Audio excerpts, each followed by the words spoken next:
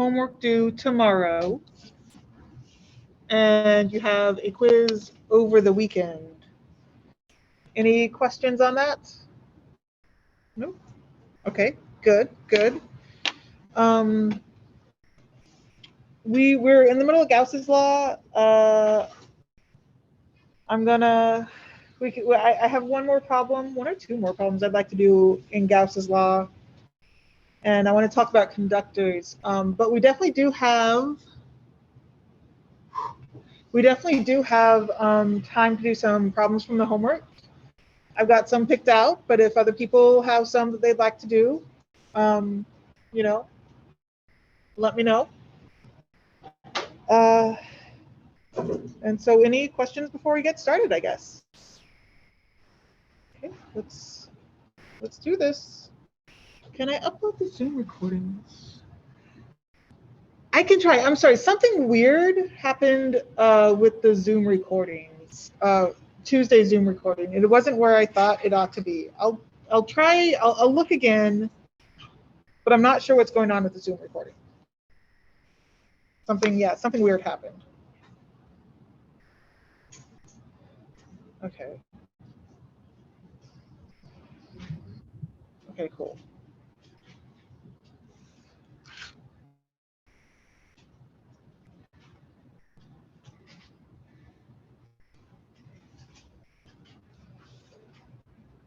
Okay. I think where we left off was we were talking about infinite sheets of charges, and we found the electric field due to an infinite sheet of charge. Did we finish that derivation? Okay, I see like maybe a nod.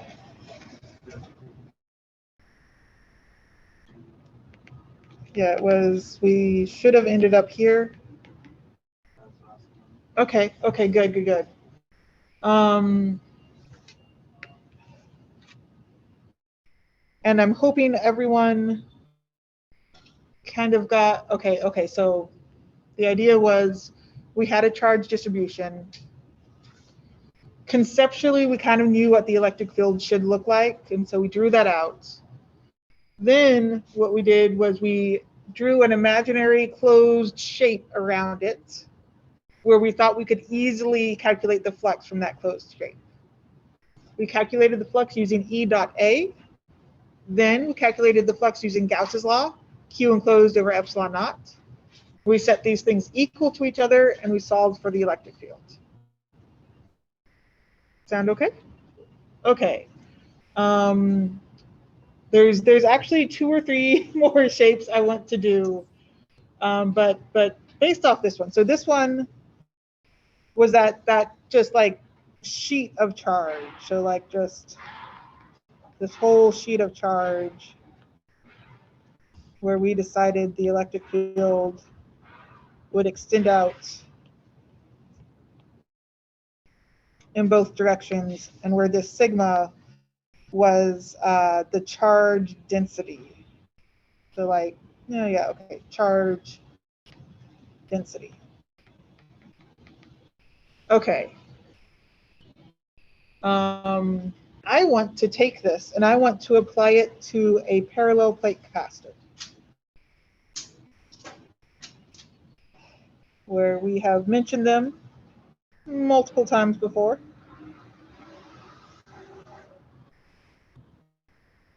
Okay. Where in a parallel plate capacitor, we might have one plate that is positively charged and another plate that is negatively charged, like this. And we kind of got the feeling that in the middle of this, our field would be kind of uniform. And then like around the edges, you'd start seeing some weird edge effects. Okay. And so I want to make an approximation between this parallel plate capacitor and my infinite sheet of charge, where when we were doing this infinite sheet of charge, we said, okay, we couldn't have any field go sideways because there's always a charge next to it to cancel that out. And since our sheet was indeed infinite, there's no edge to ever, you're always going to have a next charge. Now here we can't say that, right? Because we do have an edge and things do get kind of weird around the edges. But what can we say about like the middle section here? Is it reasonable to say that if you just look at the middle section, would it look just the same as some middle section of infinite charges on either side? I got some yeses. Okay. And generally what we say is if the distance between the plates is small, not even very small necessarily, compared to the length of the plates. So basically, if they're close enough together, and if you can imagine like two plates being very close together and you being in the center, it would be very hard to even just see the edges of those plates. So basically, the lengths that the plates have to be a lot longer than they are close together. And then it's very reasonable to say, okay, there's definitely a region in the center that has this parallel field that would be the same idea as that infinite sheet of charge. However, there's one more step here, and that is I have an electric field coming from my positive charge, right? But I'm also going to have an electric field coming from my negative charge. Are these two fields going in the same direction or opposite directions? So are they adding together or canceling out? Adding together, because the field should be going away from the positive and towards the negative. So I have these two plates, both with a field sigma over 2 epsilon naught, both in the same direction. And so that means I could say that the total field inside those plates is just sigma over epsilon naught.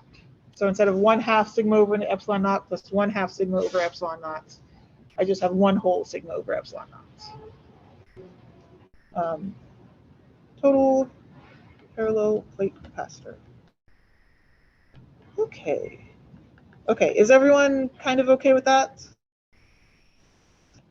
Okay, that's an equation that we're going to come back to in another week or two.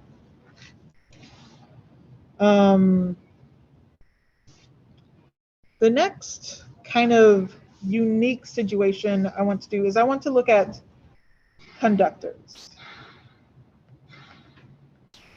Okay, so we've been doing just like point charges and kind of arranging the point charges in shapes that we like. But let's look at a conductor. So I have a conductor, and I'm not necessarily, later on I'm going to draw a spherical conductor because that's nice. But let's say I just have like this blob of metal. Nice conducting metal, copper even. And I put, and I just drop a whole bunch of positive charges on it. Now, immediately after I drop these positive charges on it, what's going to happen?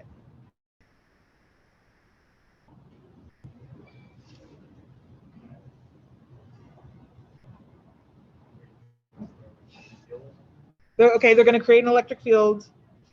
And so they're all going to kind of have an electric field. And what's going to happen when like the electric field from this particle hits this other particle? It expands out. Fill the space. Excellent. So each one is going to start exerting this electric field. And since positive particles want to run along electric fields, all they're basically going to all feel this forces away from each other. So they're all going to, yeah, like you said, expand to fill the space. And so now they're going to start spreading out. Okay. Now, at what point is this expansion going to stop? So we still have like electric fields. Are they going to stop at some point, or how is that going to work?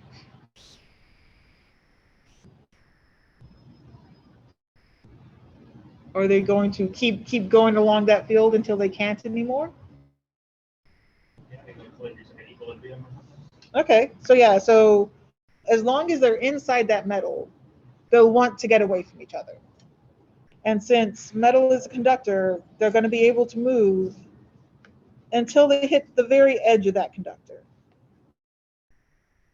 And then there's like air out here, and air doesn't conduct that well. And so they won't be able to get any further away from each other than this. Does that make sense? Okay. Okay, so what you guys have definitively told me is that if I put charge in the center here, the first thing it's going to do is go out to the very edge of that material. And let me tell you that it's going to happen very quickly. Like this is not going to be a slow thing. Okay. Now, what I would like to think about is what happened to that electric field inside of the conductor. Like, do I still have an electric field inside of a conductor? And let's use Gauss's law to find out. So Gauss's law says put a closed surface, and I'm going to put a closed surface, not around the whole thing, but around the inside of the thing. So it's closed. And it says once you put a closed surface around something, the flux through that thing is equal to the charge enclosed over epsilon naught. How much charge do I have inside of my closed surface? This is my closed surface. How much charge is on the inside of that? 0, because all the charge went to the outside, right? So in this case, the flux through that closed surface is 0. And since the flux also should equal E dot A, where the A is just the surface area of the yellow surface, that means the electric field has to be equal to 0 as well. And so this is actually a really big thing. Inside a conductor at electrostatic equilibrium,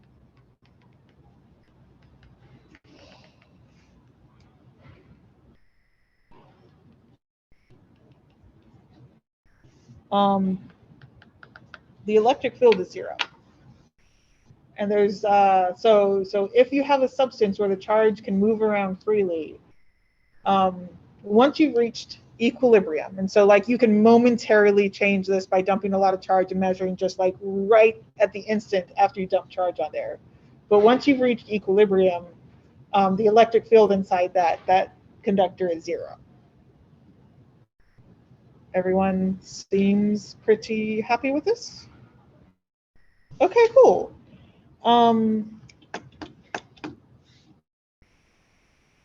Let me ask you a question. Well, let me talk to you about Faraday cages for a second. And so if you looked on the front page of our iLearn, you've probably seen a picture that is not really obvious what it is, but it's a picture I like a lot. Of this. And that's the Boston Science Museum, by the way. It's very good. It's a very good museum. And what they have is a giant Van der Graaf there, just like we had in class, right?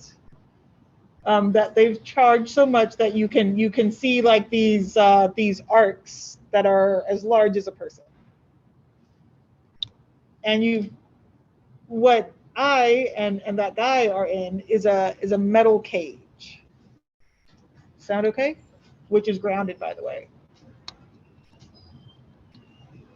And so the thing with that metal cage is once you have that conducting surface around you, even if you dump charge onto that surface, it will distribute itself so that the electric field inside that surface is zero. Does that make sense? Okay, so we basically put ourselves in a Gaussian surface of metal. And so that's, by the way, is known as a Faraday's cage. Faraday cage. And it's basically, if you're going to be doing electrical work, it's a nice, it's just like a safety thing where you can't get an electric field inside there. And once you don't have an electric field inside there, you can't have charge moving around. So you can't be electrocuted inside there, because without an electric field, if your electric field is zero, your electric force is zero. And those charges are not going to move anywhere. So whatever charge you have on you, it's staying put. Okay, does that make sense? And if that makes sense, I really recommend going home and looking at your microwave and seeing if you can tell if it's a Faraday cage or not. It is. But it's another where they don't want the electric fields from the microwaves to get out of the microwave, and so they put just a metal cage, metal mesh throughout the whole thing. Okay, my online people, are you guys good so far? So far, so good. Okay. All right, we have reached the point where I have a few problems that I'd be happy to do. There's also one more general, general Gauss's law problem we can do. And so would you guys like to go through just like the general how to use a Gauss's law to find an electric field example, or would you guys like to move on to the homework? Example, okay. We're going to do a long line of charge, uniform density,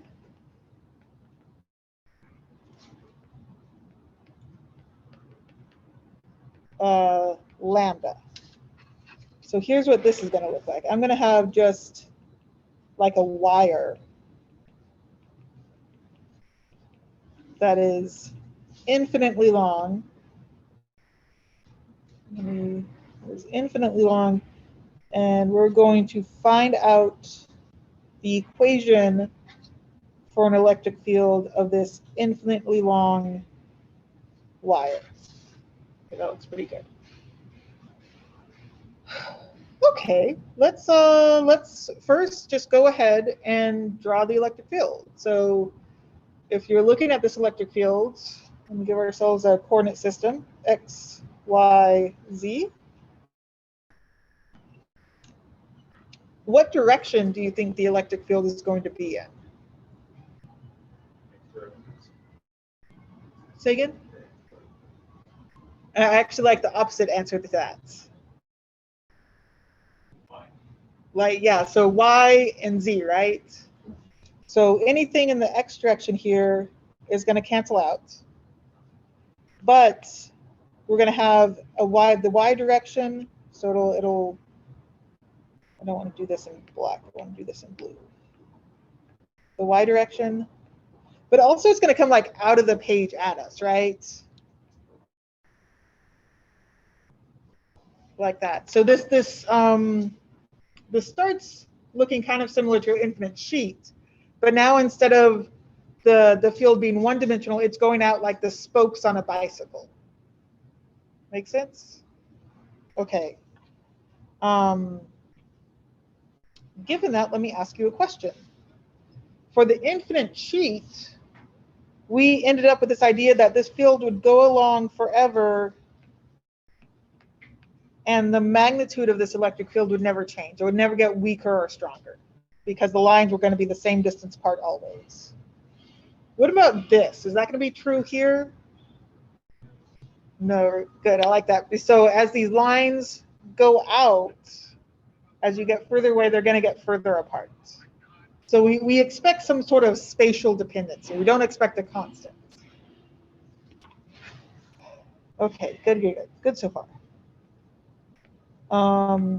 And so let me ask you, now what we need to do is we need to do our steps. So we're going to, now that we have a general idea of how this electric field should look like, we need to put a shape around this electric field. So we need to decide, should we use a sphere? Should we use a cube?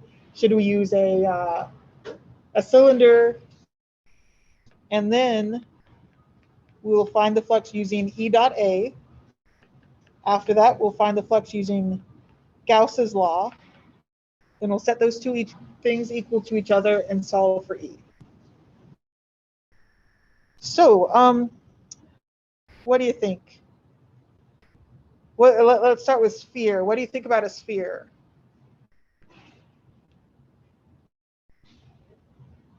Yes, no, maybe? I like no. What you should be looking for is you should be looking for the angles between the yellow surface and the blue electric field. If they're like obviously 90 or obviously 0, that's a good sign. If they look like you'd have to figure out a whole lot more to figure out that angle, that's a bad sign. Okay, so we don't like sphere. Cube. Now cube isn't terrible. But what do you guys think? I like a cylinder more than a cube. So a cube, you're still going to have the problem that as you like go around this, the spokes aren't going to match up perfectly. But a cylinder, let's draw ourselves a cylinder.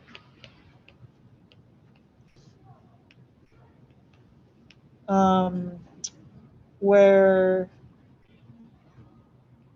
we could enclose the wire like that. Okay, can we all kind of picture this? So you have your long wire, you have your spokes of the electric field coming out like this, and you've put your cylinder around that. Okay, I have like 1 or 2 nods. Okay, if we have 1 or 2 nods, let me label the back end cap here as 1, the barrel as 2, the front end cap as 3, and let's do just like an E dot A. So, looking at side 1, so the very back end cap there, how much of the electric field goes through that particular side? So again, so I have my line of charge. My field's coming out like that. And surface 1 would look like this. Is any of the field going to intersect, going to go through that surface? I like no. Can you guys kind of see why though? Yes, no, maybe? I have a nod. Okay, I got 2 nods. Basically, we said that field wouldn't go into X direction, right? So it wouldn't go sideways. And so when you have your plane right there, it's not going to go this way. It's always going to be running parallel to that surface. Okay, so that's EA. By the way, this area vector will point out that way, A1. So that's 90 degrees? 90 degrees, excellent. Okay, that's 0. What can we say about the flux of area 3? The A3 cosine. So if the area vector for the area 3 goes in the positive x direction, and your electric field goes in the YZ direction. What's the angle between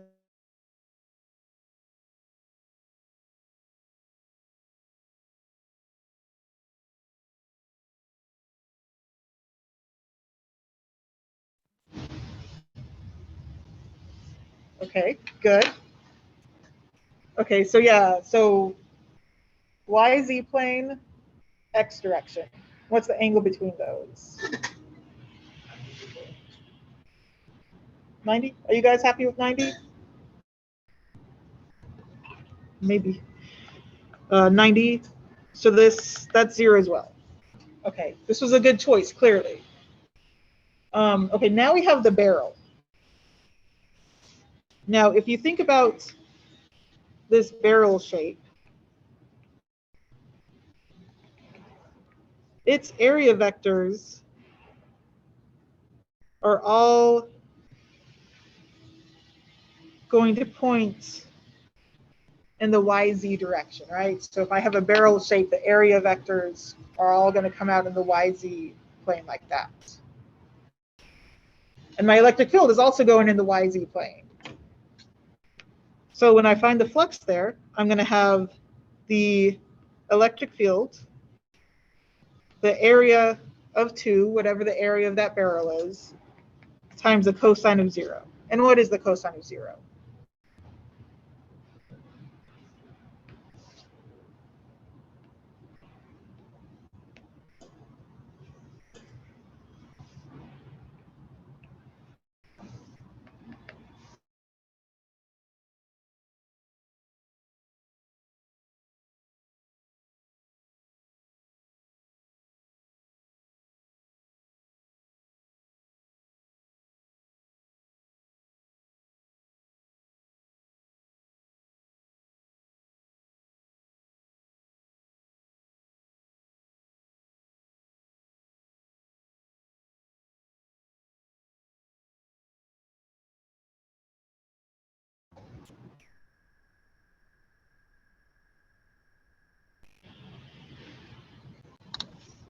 Wow, you guys, do we need?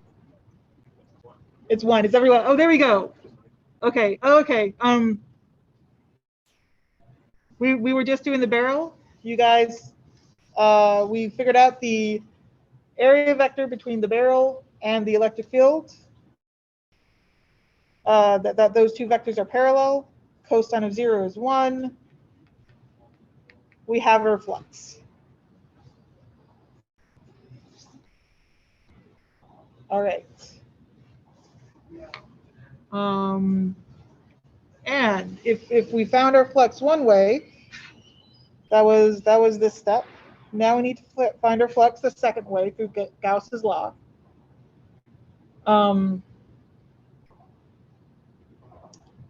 So we have to do it through the density.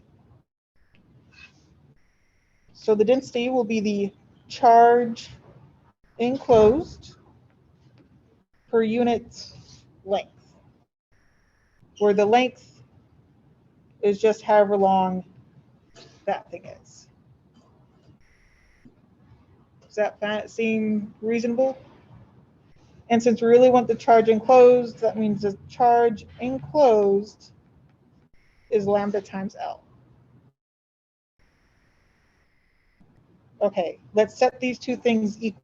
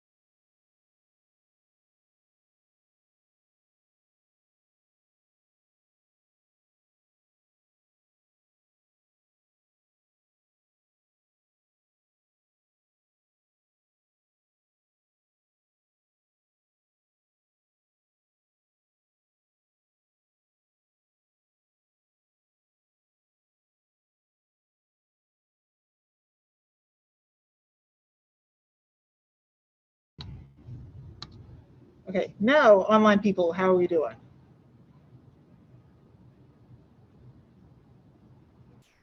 Better. Okay, okay, good, good, good. Okay, I don't know where you guys left off, but we had found the flux using E dot A, and we decided it was the whatever the electric field is, multiplied by the surface area of the barrel of that cylinder. Then we had found the flux using Gauss's law, which was Q enclosed over epsilon naught. We decided that the Q enclosed was the charge density of this line multiplied by the length of the cylinder. So the flux was lambda L over epsilon naught, and we are about to set these two things equal to each other. Sound okay? Okay. So we have EA2 equals lambda L over epsilon naught.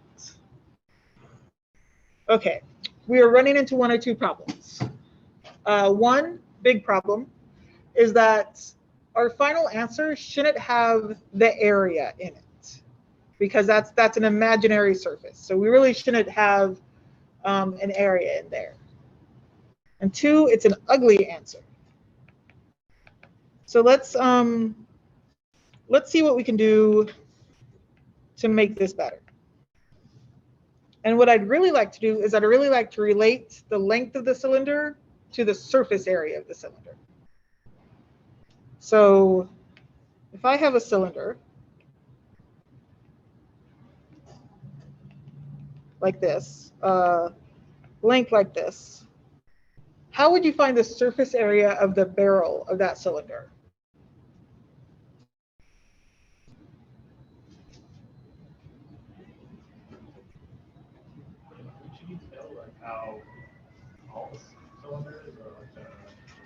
You might want a radius.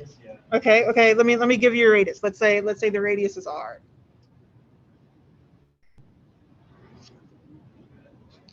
Whatever that formula is, you guys are telling me, I bet, that you want the circumference of this thing multiplied by the length. Oh, yes, yes. Right, right. It is, it is. What is the circumference of a circle, guys? What? Not pi r squared, it's 2 pi. Oh. 2 pi r? Okay. It's okay. It's clearly a Thursday. It's fine. Okay, the circumference, 2 pi r, and so area 2 is 2 pi r times L. Okay, cool. So we have lambda L over epsilon naught 2 pi r times L. And so first off, our L's cancel out, and that's nice because we did want stuff to cancel out. However, we have this R left over. And so our electric field as it stands now is lambda 2 pi epsilon naught times R, like that. And that's a little bit different than our infinite sheet where we have this R left over. But let's go back to where we started. What did we say, that this electric field was going to be constant as you got far away from the line, or was it going to change?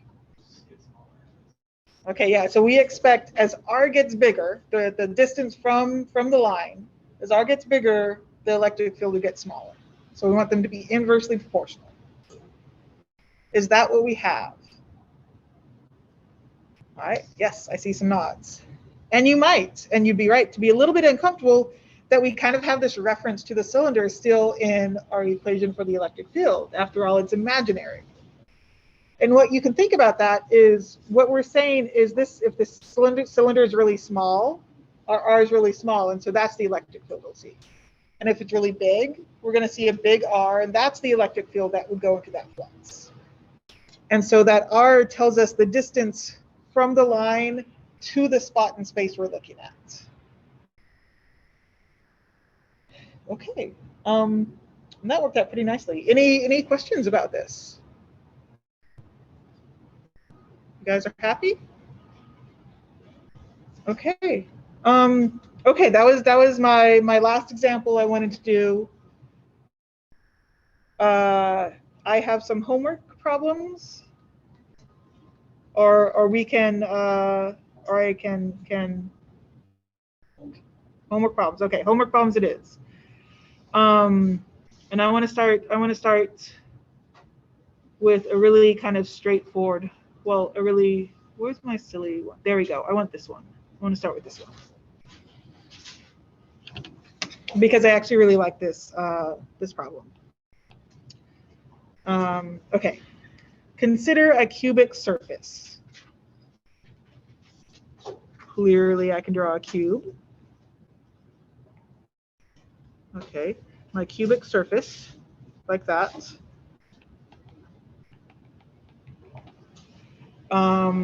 Surrounding the charge Q. And now in this picture that they've actually managed to draw better than me, Q is in the very center of that cube.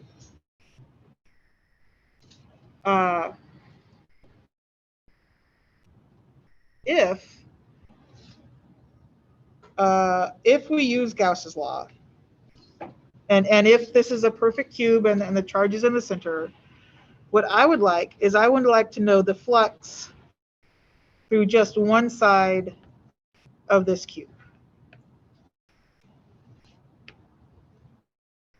And I will start by asking you the flux through the total flux through the cube. By Gauss's law, can you tell me the total flux of the cube?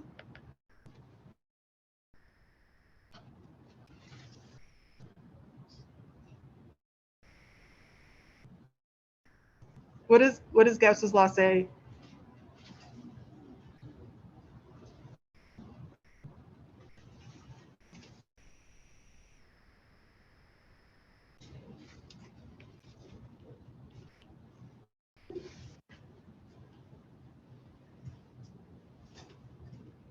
Yes, no, maybe?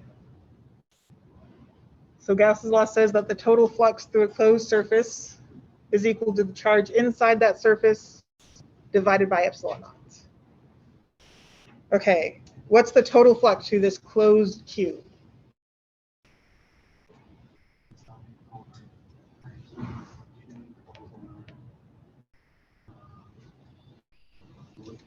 Epsilon naught.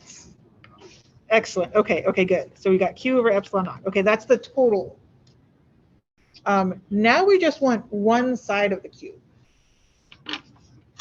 How can we figure that out if we just want it on one side? 6 sides.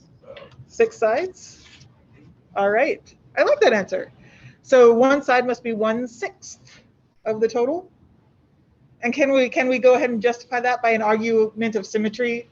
You know, since it's in the very center, then the flux must be evenly distributed. Could I make the same argument if we had put the charge like right in one corner? Not necessarily, no, right? Because more field might be going through one side than the other at that point. It only works if you put the charge right in the center. If you had this problem where you put the charge right in the center, and I said don't use Gauss's law, use the integral of E dot dA, would you think that would be a worthwhile use of your time? No, because that would be really painful, right? Because if you look at how this electric field is going to go, the angle between the surface, angle between the area vector and this electric field is going to change every time you scooch over just a little bit. And so, yeah, that would be very painful, and you wouldn't want to do that. Which brings me to the next problem I want to look at. Let me find it really quick. The one with the weird dome. There we go, weird dome. Number 7. Well, it was really easy to find, wasn't it? where number 7 gives you like a semicircle, like a bowl pretty much. Gives you this sort of shape. And it says there's an electric field going through here. Like that. Electric field. Where the electric field is some constant in the y direction. That's a k. X, y, z. Okay. And there's a weird part on A, and I'm gonna get back to A, but let's skip straight to B instead of A, where B asks, what is the flux through the top half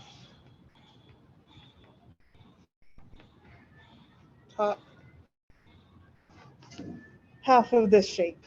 Okay, so we're looking at the bowl parts, and we'd like to figure out the flux, the electric flux through the bowl parts.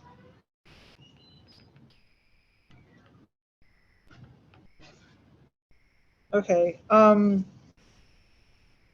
let me ask you, if I'm looking at the bowl part here, is it going to be easy to find that electric flux? If I take the electric field dotted with the area that is that half circle. I like the nose. Not the way I would do it, right?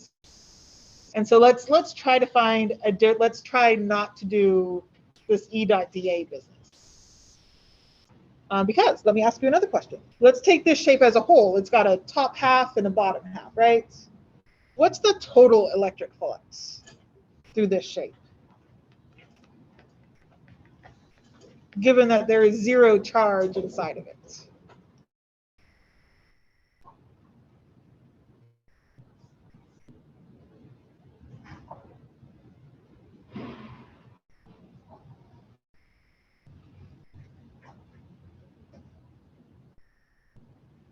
How many lines of electric field go into this shape? How many lines of electric field leave this shape? So 3 go in. How many leave? 3. So if all of the field that goes in also leaves, what's the total electric flux going to be? 0? Okay. And remember on Tuesday, we were talking about the only way to get,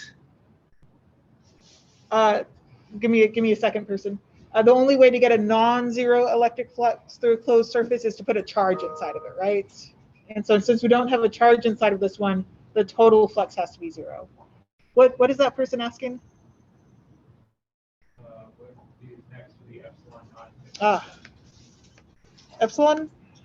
Do they mean this k, which is really a y hat? If that's what you're asking, that's supposed to be a k hat, which means like in the positive y direction. Okay, sweet. Okay, so we were saying that the total electric flux here is 0. So that means the flux through the bottom plus the flux through the top have to add up to 0. So if we could figure out the flux through the bottom, we could just say, well, that'll be equal and opposite to the flux through the top. Could we figure out the flux through the bottom, that circle on the bottom? Yes, okay, good. Let me tell you the things you'll need to know for that is you'll need to know that this is a circle of radius b, like that.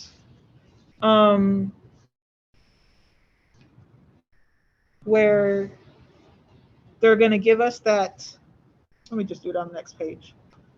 They're going to give us that b is 2 meters. They're also giving us a number for E0, 2 volts per meter. We'll talk about that next chapter. Okay, so we have numbers. We're going to do an E.A. In terms of x, y, and z, what direction is the area vector for the bottom of this going to be?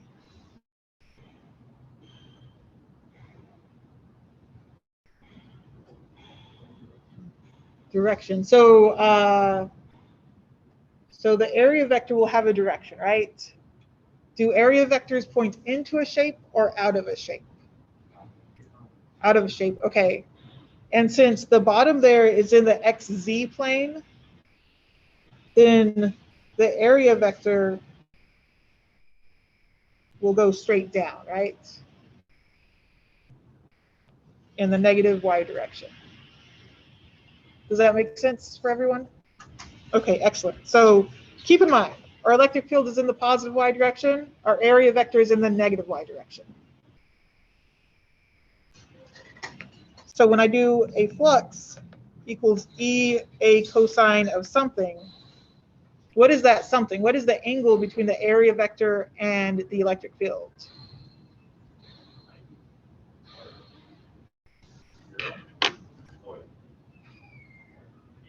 180? Everyone? Okay, cosine of 180. And what is the cosine of 180? It's 1, -1, right?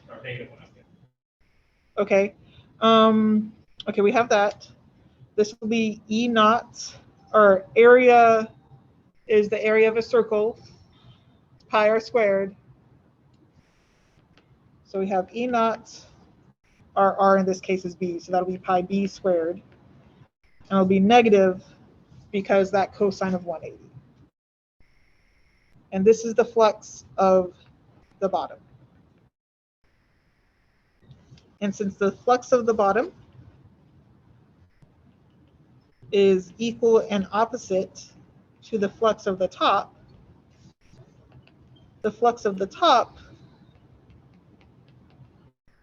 instead of being negative E naught pi b squared, it'll be positive E naught pi b squared.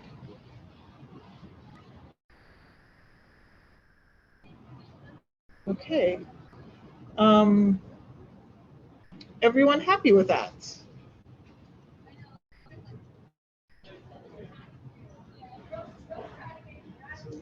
Quick question. So we're figuring out the angle.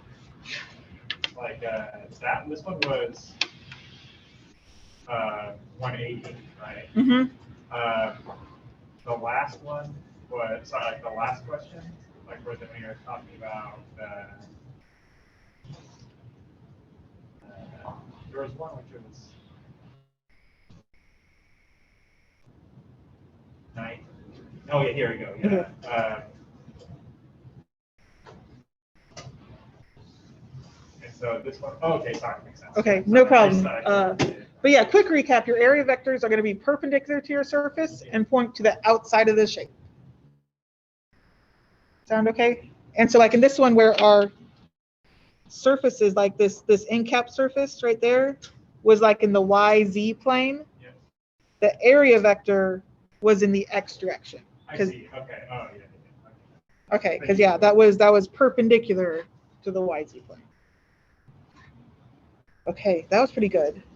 I did want to make a note on this problem that we just did because part A is something that you guys probably haven't seen before, and so I just wanted you to know it before I graded you on it. Okay, if you have a, oosh, let me draw it like that. Okay, so here's my bowl semicircle where R comes out that way, and I have an angle. I'm going to call it angle theta this way, and I'm going to call it angle phi that way. Yeah, that looks right. For part A of this, they ask for a surface area element in spherical coordinates. And do you guys know what spherical coordinates are? Heard it? Maybe yes, no. Spherical coordinates. Maybe I saw one partially raised hand. Okay. So we're used to rectangular coordinates x, y, z. Spherical coordinates do r, theta, phi, where you start in the center, and your r is how far away from the center you are. And depending on what textbook you're looking at,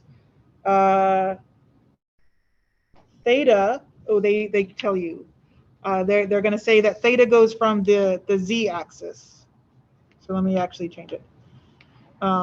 X, Y, Z. Just so you know, people do this differently. And if you get someone doing it differently, you're going to be in trouble. X, Y, Z. That theta gets measured from the z-axis. Okay, so there's theta.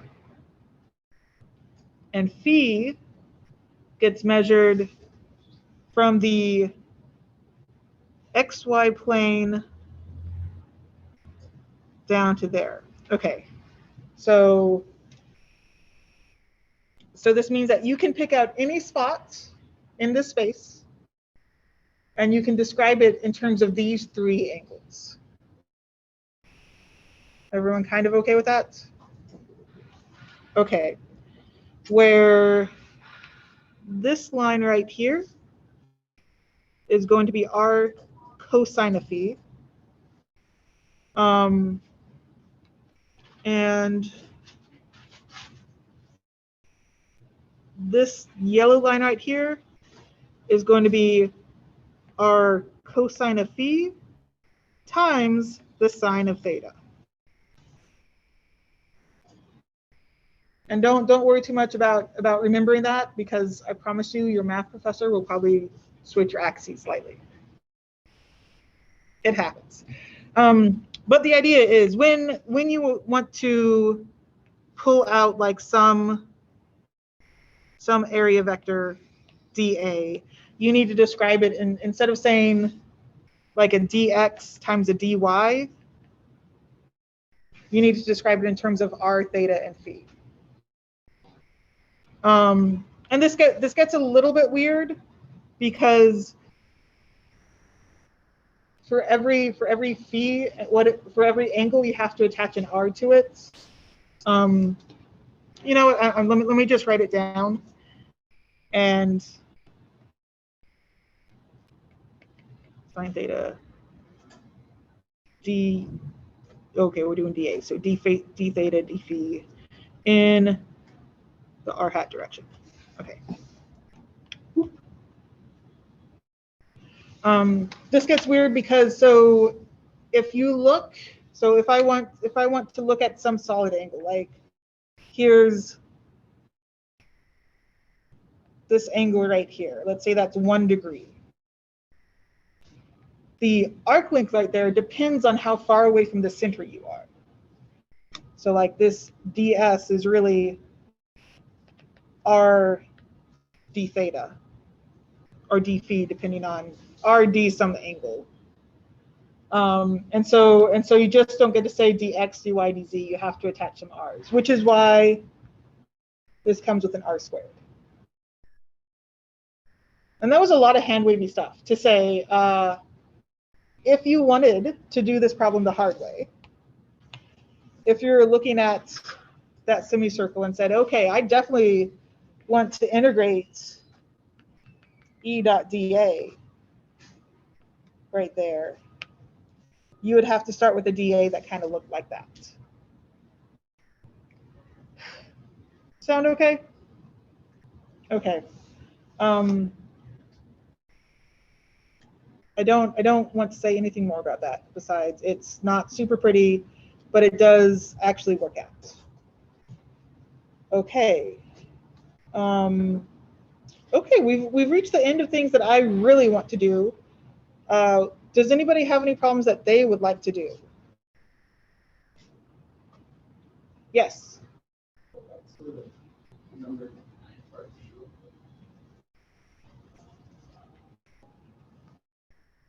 9. Oh, was there a part B? Not part B, but the one with the one we did after this. Okay, this guy, right? Yeah. Okay, cool. Do you want me to do a short synopsis here? Let me go ahead and do a short synopsis here. Just give everyone something to listen to. We had pretty much a bowl that we put upside down. We had an electric field going in the positive y direction, and we wanted to find the electric flux through the top. We started with Gauss's law that says that the total flux, the flux of the bottom plus the flux of the top, had to add up to 0. Then we said the flux of the top is too hard to calculate. Why don't we just figure out the flux of the bottom and multiply it by -1? Because it would have to be the opposite. We said, okay, EA cosine of theta. For the bottom, since the electric field is going up and the area vector is going down, the angle between these two things is 180. Cosine of 180 is -1. The magnitude of the area of a circle is pi r squared, and so our radius is b, so we ended up with pi b squared. So the flux to the bottom was negative, electric field, pi b squared. Then we said, okay, just multiply that by -1, and that'll be the electric field through the top. Because since the field goes in through the bottom, that electric flux will be negative. Since the field goes out through the top, that electric flux will be positive. And that's where we ended. Excellent. Okay, any other questions?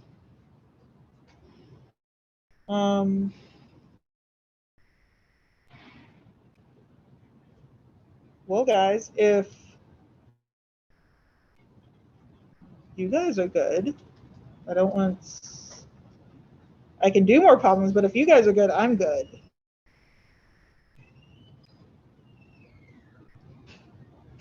You're gonna regret this tomorrow.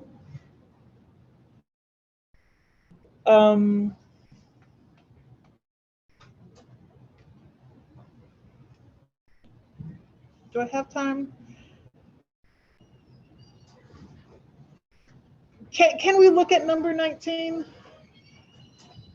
Okay. I might not have time to get through it, but I was kind of hoping to look at it. Because this really is a difficult one.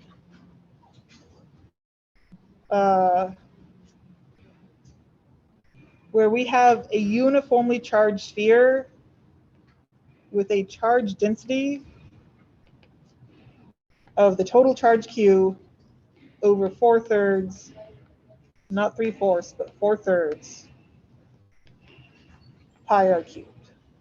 So that's just the total charge of the sphere divided by the volume of the sphere. Okay. And we wanted to figure out the electric field on the inside of the sphere and on the outside of the sphere. So first off, since this is a volume density of charge, can you tell me if this sphere is a conductor or an insulator?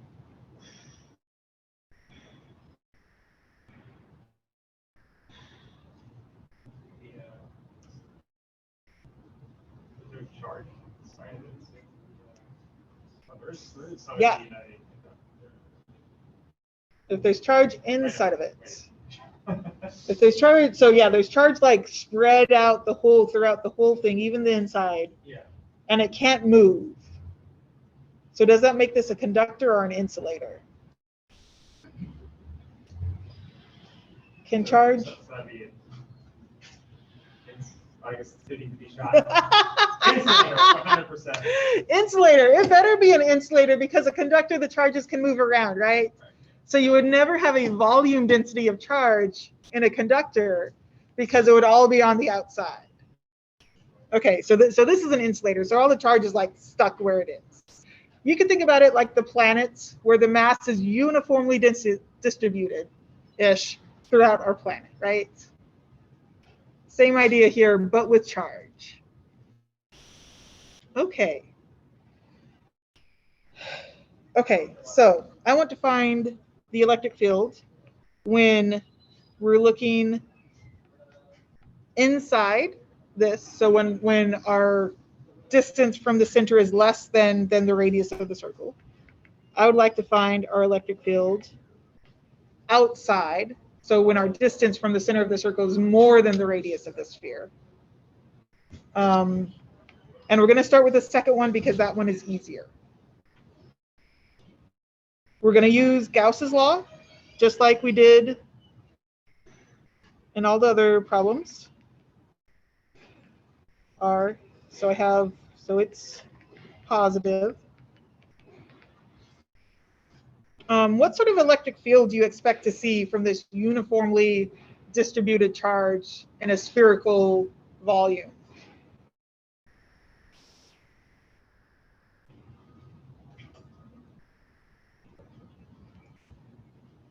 And what I'm really asking is, do you expect the electric field to go out like that, or do you expect to go sideways? I'm hoping out, because since the charge is uniformly distributed over the sphere, there's no reason for the electric field to go more one direction than the other direction. So it should just go straight out. So by symmetry, we can assume a radial electric field. Okay. Boop, boop, boop, boop. The method we're going to use is the same as the method we've been using for all these others. We're going to figure out some sort of shape to put around this. We're going to do an E dot A. Then we're going to do a Q enclosed over epsilon naught. Then we're going to set them equal to each other and solve for E. Okay. I want to do an easy sort of E dot A. Do I want a sphere, a cylinder, or a cube? Sphere. Yes. I definitely want to match the shape, because when I go around the sphere, all my little dAs are going to be right alongside that electric field. So I'll have my flux equals whatever the electric field is times the area of a sphere times the cosine of 0, because the angle between my electric field in blue and my area vectors in yellow is 0. And the cosine of 0 is 1. What is the area of a sphere?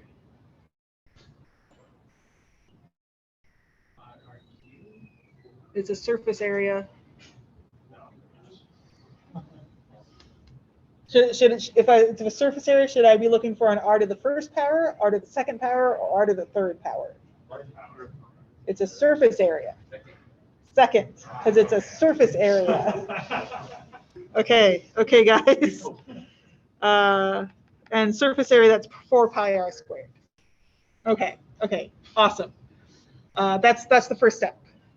Now the second step is charge enclosed over epsilon naught, where this thing has a total charge Q. Is there any of that charge that is outside of my yellow circle? Is all the charge inside of the yellow circle, or is it some of it outside?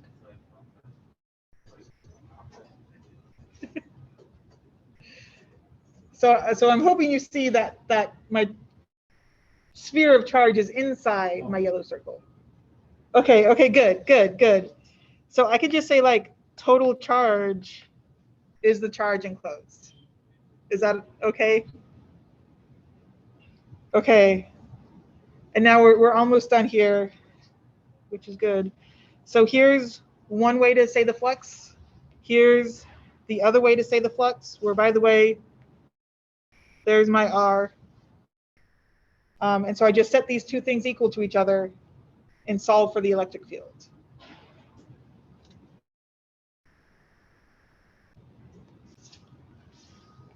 So E 4 pi r squared equals Q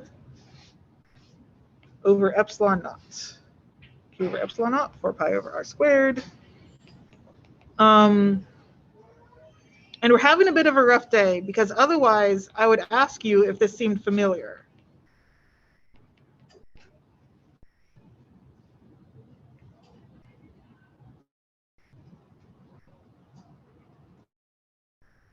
Because if you were like thinking really clearly and you could remember back to Tuesday, you might say, hey, that looks like the same electric field that we found for just a point charge. Sound reasonable? Because this thing is K. And so this is really KQ over R squared. If and only if you're looking at spaces outside the sphere. Okay, so this is also kind of a big thing that we should talk about. So we had like our ball of charge. And what we found was as long as you're looking outside of that ball, the electric field will be the same as if all your charge was right there in the center. Okay, we're going to see differences when we look inside the ball. But if we're outside, it looks like the charge is just all in the center. Sound okay? Okay. Let me set up the next one. We're really not going to have too much time to do it. But so the next one, we look inside the circle.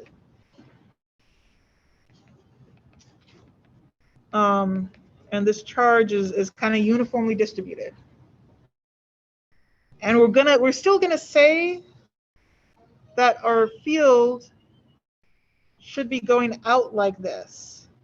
And we're saying that because it's still spherically symmetric. So we still shouldn't get like any sideways fields because there's no reason it should point more one way than the other. And we're going for out instead of in because I know at least on the very edges, it's going to be going out. And then the slice inside, it shouldn't suddenly change. So that should still be going out. So just by kind of starting at the outside and going in, we can kind of say, okay, it might not be the same as just a point charge, but it definitely should be going towards the outside of the sphere instead of pointing in. Okay. Then we set up our circle that looks like this. And again, we are going to do an E dot A, and we're going to do a Q enclosed over epsilon naught. Now the E dot A is going to look exactly the same. It's going to be some electric field. It's going to be 4 pi r squared. And it's going to be cosine of 0. Because my area vectors are still pointing out like that. Okay, cosine of 0, that's 1. All right, Q enclosed over epsilon naught is going to be a little bit weirder, where we have a density 4/3 pi r cubed that looks like this, but we want to find the charge enclosed for a volume of 4/3 pi little r cubed, where the little r is for the yellow circle. Does that make sense? So I want to know all the charge that's inside my little yellow circle.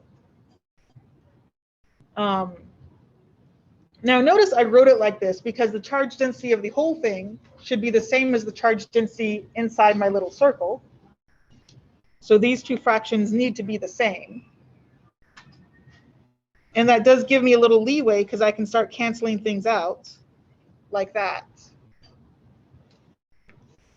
And I can end up with charge enclosed equals Q over big R cubed multiplied by little r cubed.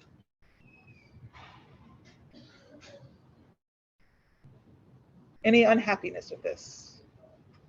Okay, okay, awesome. I am out of time, so I'm going to leave this as an exercise to the reader, where this will go right there, and then set whatever you get here equal to this and solve for E.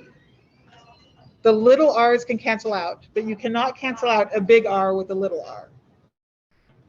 Sound okay? Okay. All right, that's it. Online people, are you guys okay?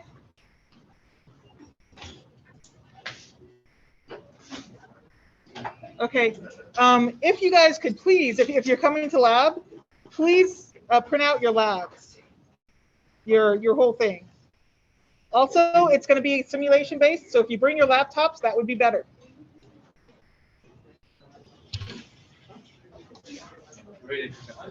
See ya.